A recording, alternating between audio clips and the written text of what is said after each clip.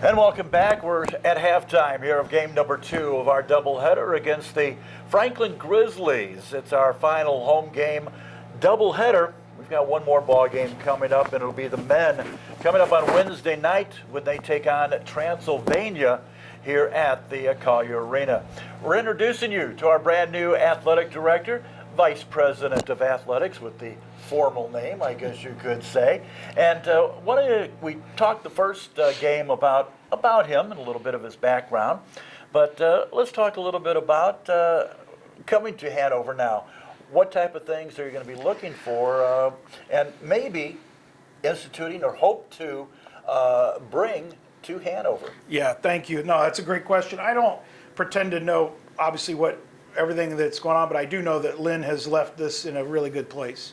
And so I just want to publicly congratulate her on her retirement, but also just her friendship. We've already really connected, and we both want this to be as smooth as possible. And the other thing is, I understand you're an avid golfer, so that's going to help out.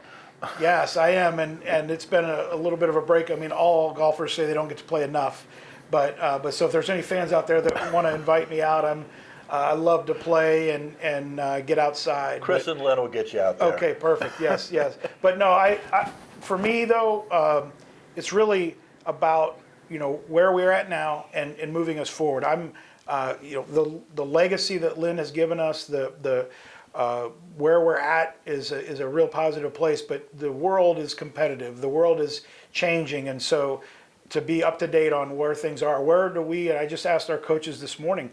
Okay, so not only where you feel your team is at now, but where are we in the conference? And, who are the rival teams? And then where are we regionally? And then what are our national aspirations? So really, we want to look at really an inventory of who's chasing us, who are we chasing? And really how every single day we get better. And little things matter. I'm a big believer in the process. That I want people that want to be part of the process, and that's the daily grind. And the outcomes then happen from that daily process. So I think we've got that here, and I'm looking forward to just getting to know them better in that way. But really, it's just moving forward and getting better. Even 1% a day is a big deal. Now, I know Hanover as a whole, with the students and everything, is growing with leaps and bounds. And the athletics, the coaches are out there recruiting really all over. What type of boundaries do you hope that maybe Hanover will be able to bring in? Right now, football, big output out of Georgia. South America, Brazil area with men's soccer, but worldwide? Absolutely. I mean, the best of the best, right? If you can play, you can play. And so certainly regionally, who are we attracting? And again, it's about, number one, the fit academically. As I spoke with the coaches and asked them who has success here and how they recruit, you've got to be a good student first, and you've got to want to get your degree. You've got to want to be active, not only in your coursework, but in other clubs and organizations, and then with your sport as a part of your kind of co-curricular experience. So, but no, I don't pretend to know our recruiting areas or our budgets, and you can do a lot now on social media and online and Zoom than you've ever been able to do. So I think really Hanover College is something that's easy to sell as an institution and academically, but then the success that the athletics department has had, again, is the cherry on top. So really, I'm excited to learn more about that, but really it's about that academic fit, and then the people that really want to grind every day and represent well and have a chance to compete at a high level.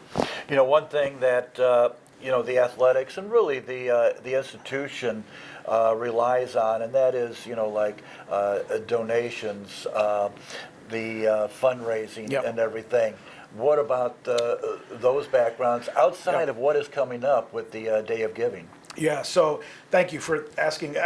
Really, it doesn't work without the support. And for those that are watching, I mean, thank you for those that have given in the past, but those who are considering giving. So Giving Tuesday on February 20th, or Day of Giving, sorry, Day of Giving, yes. So we, every sport, right, has an opportunity, or you have an opportunity to share, or with the General Athletics Fund, or with the Challenge Fund. My wife and I are looking forward to giving a gift toward the Lynn Hall Challenge Fund and just honoring her.